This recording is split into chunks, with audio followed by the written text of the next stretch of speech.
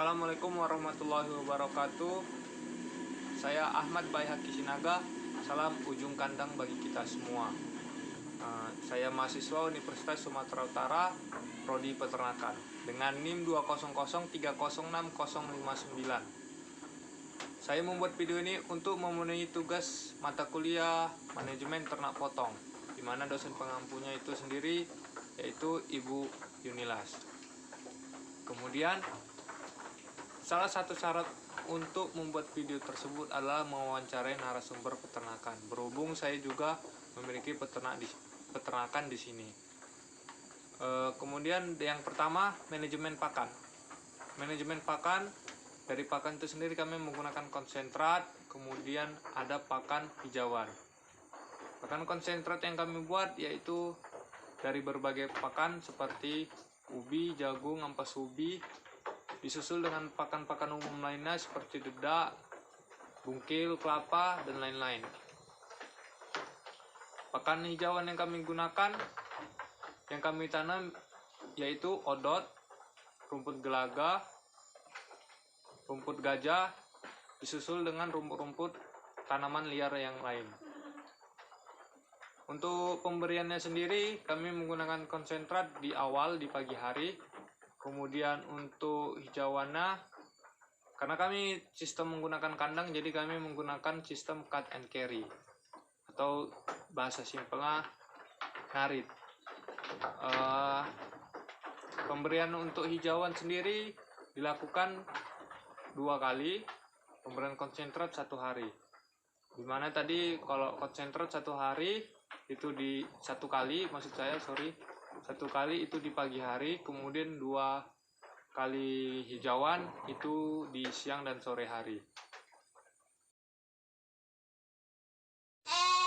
Kemudian untuk manajemen kandang sendiri kami menggunakan sistem intensif, tidak digembalakan, karena memudahkan kita dalam pentekingan, pendataan ternak, pemberian pakan, pengawasan, dan lain-lain. Untuk di dalam kandang kami menggunakan sistem koloni dan ada juga sistem pedok. Untuk sistem koloni sendiri kami khususkan untuk ternak indukan yang bunting. Kenapa? Di sistem koloni memberikan space ruang bagi si induk bunting agar mencegah terjadinya abortus akibat benturan yang terlalu keras. Dimana kalau kita tahu risiko terjadinya benturan ketika kandang itu sempit atau koloni tersebut sempit. Jadi intinya semakin luas semakin bagus untuk induk bunting. Kemudian untuk sistem pedok kami menggunakan untuk ternak yang mengalami fase prasapi atau sapi. Karena sistem pedok meminimalkan ruang di mana nanti ternak tidak membuang energinya secara sia-sia. Dimana kalau kita tahu dalam makhluk hidup itu ketika gerak dia memerlukan energi. Kemudian itu saja untuk manajemen kandang. Pemanfaatan limbah seperti kotoran. Kami mengolah kotoran domba tersebut menjadi kompos, kemudian ditanam untuk seperti tanaman jagung, tanaman sayur-sayuran seperti sawi, timun, dan lain-lain. Untuk kami belum menjual ya saat ini. Untuk dari kencing juga sama seperti itu, kami menggunakannya untuk pupuk tanaman-tanaman palawija seperti jagung, padi, dan lain-lain. Dan juga menggunakan tanaman sayur. Maka tadi kan di awal manajemen pakan kami menggunakan jagung, itu jagungnya kami tanam sendiri di sini. Jadi ya ada simbiosis mutualisme lah di situ. Jadi sisa dari panen jagung tidak semuanya kami jual, sebagian ada untuk stok pakan kami.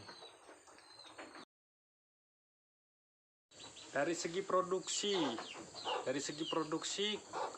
Produksi perharinya itu kami satu ekor itu berkisar 2.000 sampai 3.000, bahkan di bawahnya 2.000 bisa. Maksimal itu 3.000. Kenapa murah?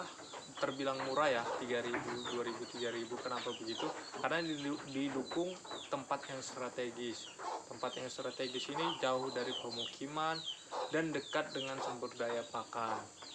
Di mana daerah di sini dekat dengan budidaya jagung dan ubi dan lain-lain. Jadi dari segi produksi pakan itu lebih murah, dan daerah kandang di sini dekat dengan produksi pabrik seperti kilang jagung dan usaha tahu. Jadi dekat dengan ampas tahu, sehingga menekan tadi biaya produksi pakan relatif lebih murah. Itu 2.000-3.000 itu udah dihitung sama listrik dan air juga. Untuk kandang di sini kami menggunakan untuk pakannya, tempat pakan menggunakan tempat talang air yang lonjong, kemudian di bawahnya ditaruh seperti jaring untuk menampung kotorannya. Itu dari segi produksi ya, relatif lebih murah sih. Jadi untuk kawan-kawan yang di sana mau memulai berternak, pertama itu sesuaikan dulu tempatnya. Kalau nggak sesuai, sesuaikan dengan ternaknya. Jadi agar memudahkan kita biaya produksi dan outputnya pun terbilang cocok di pasaran harganya. Jadi income-nya terbilang sedikit dan income-nya masuk pun bagus, outputnya, pengeluarannya juga sedikit. Jadi begitu. Jangan pemasukannya itu sedikit tapi pengeluarannya juga lebih besar dari segi produksinya. Itu sering terjadi di daerah perkotaan yang terlebih lagi. Karena di daerah perkotaan sendiri kan biaya hijauan ya itu sulit, karena tempat dan wilayah itu lebih susah untuk menanam hijauan itu sendiri. Untuk bagian masalah dari peternakan di sini belum ada, dari segi produksi belum ada, dari pemasaran juga belum ada sampai saat ini, penyakit juga belum ada. Lebih ke masalah ketika sampai ke konsumen, karena banyak peternak konsumen di sini protes akibat tidak naiknya bobot badan tersebut. Kalau kita lihat lagi, kembali lagi, peternak itu masih banyak yang awam akan ilmu pengetahuan peternakan. Maka dari itu saya bersyukur sebagai mahasiswa peternakan Universitas Sumatera Utara memberikan wawasan lebih. Kembali yang tadi, masih banyak wawasan yang tentang peternakan itu masih sedikit.